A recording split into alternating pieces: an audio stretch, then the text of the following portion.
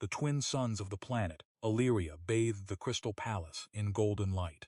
Thousands of alien nobles stood silently beneath towering arches made from living crystal, waiting for the return of their missing princess. For 6 long cycles the kingdom had searched. For 6 long cycles, hope had slowly faded. And now, against all odds, Princess Lyra had been found. The massive palace doors opened. Every eye turned toward the entrance. The Queen of Illyria, Seraphina, stood from her throne, her silver robes flowing behind her. Her heart pounded as a small figure stepped through the doorway. It was Lyra. The tiny princess looked thinner than before, her royal gown replaced by simple traveling clothes. Yet her bright violet eyes were unmistakable. A gasp swept through the hall. The queen rushed forward. Lyra! The young princess ran into her mother's arms. The entire palace erupted into cheers. Many nobles wiped tears from their eyes. For a moment, it seemed as though the nightmare was finally over. Then Queen Seraphina noticed something. Standing quietly behind the princess was a human. A human. The palace immediately fell silent. Humans were almost myths in this part of the galaxy. Very few had ever visited Illyria. Even fewer had stood inside the royal palace. The man looked ordinary. He wore worn combat armor, covered in scratches and burn marks. A faded blue cape hung from one shoulder. His dark hair was streaked with gray, and exhaustion filled his eyes. Yet he stood calmly, as thousands of alien eyes stared at him. The queen slowly rose. "Who is this?" Before anyone could answer, Princess Lyra tightened her grip around her mother's arm. Then she whispered the words that froze the entire palace. "Mom, the human hero found me." Silence, baumelt silence. Several nobles exchanged shocked looks. Found her? How? The queen looked carefully at the stranger. "You rescued my daughter?" The human nodded. "My name is Captain Ethan Cross." One of the royal advisors stepped forward immediately. "Your Majesty, this is impossible." The princess disappeared beyond the outer rift. No one survives there. Ethan smiled faintly. "Most don't," the advisor frowned. "Explain." The queen raised her hand. "Let him speak." Ethan took a slow breath. "It started 6 cycles ago. The grand hall became quiet. Everyone listened. I was transporting medical supplies to frontier colonies when pirates attacked my ship."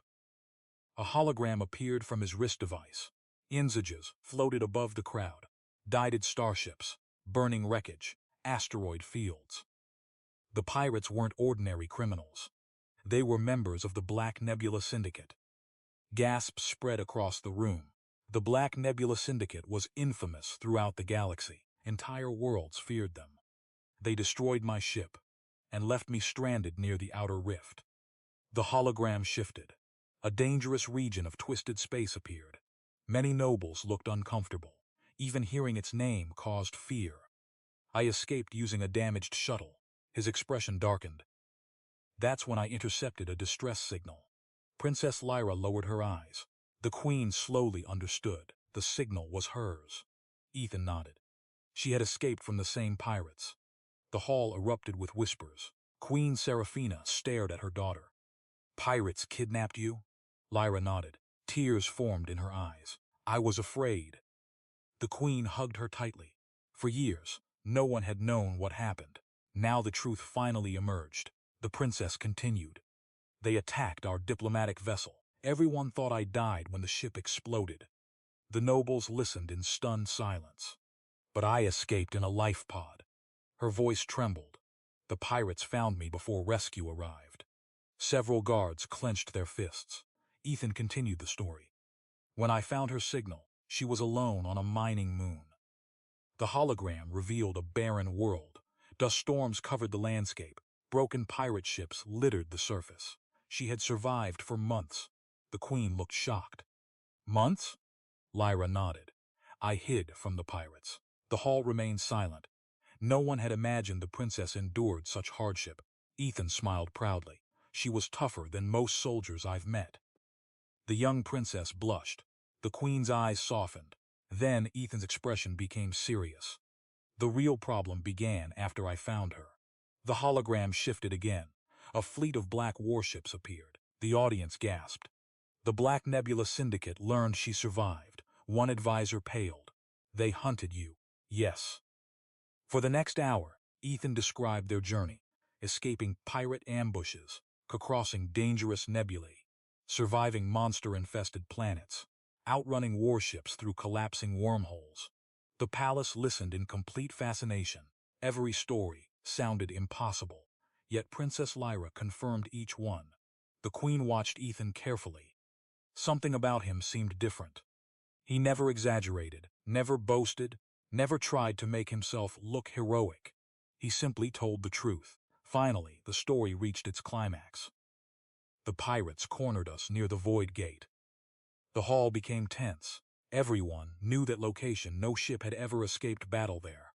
There were 70 enemy vessels. Shock spread through the crowd. 70? Ethan nodded.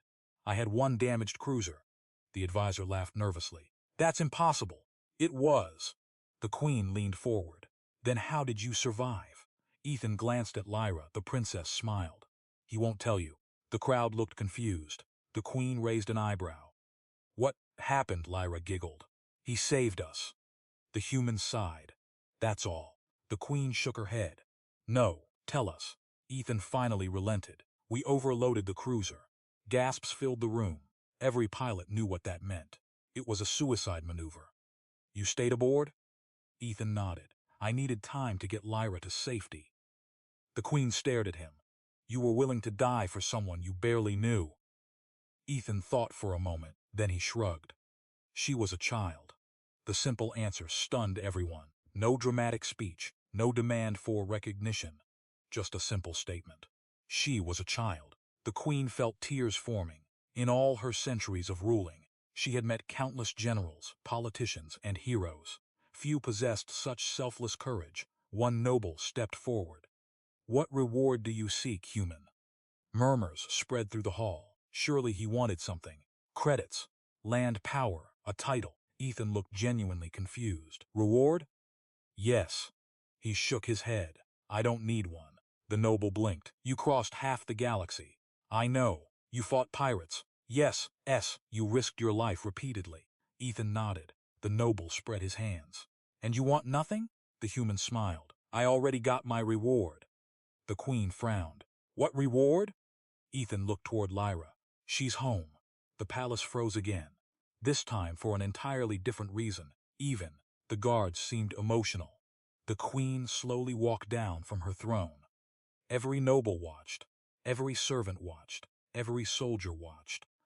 The ruler of Illyria stopped directly before the human captain. Then she did something no one expected. She bowed. The entire palace gasped. A queen had never bowed to an outsider. Yet Queen Seraphina lowered her head. Captain Ethan Cross. The hall became utterly silent. You returned my daughter when the entire galaxy had given up hope.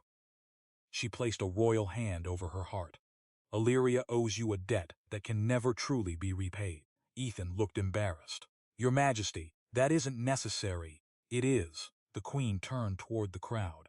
Hear my decree. Thousands stood straighter. From this day forward, Captain Ethan Cross shall be recognized as guardian of Illyria. Shock spread through the nobles. It was one of the highest honors in the kingdom's history. The queen continued. His name shall be recorded among the greatest heroes our world has ever known. Thunderous applause erupted throughout the palace. Many nobles rose to their feet. The guards struck their staffs against the floor. Even the royal advisors joined the celebration. Princess Lyra ran to Ethan and hugged him tightly. Thank you, the human smiled. You don't need to thank me. Yes, I do. Her eyes sparkled. You gave me my family back. For a moment, Ethan couldn't speak. Then he gently patted her head. The queen watched the scene with a smile. The galaxy often celebrated strength. It celebrated power. It celebrated victory. But on this day, an entire world celebrated something far rarer, kindness.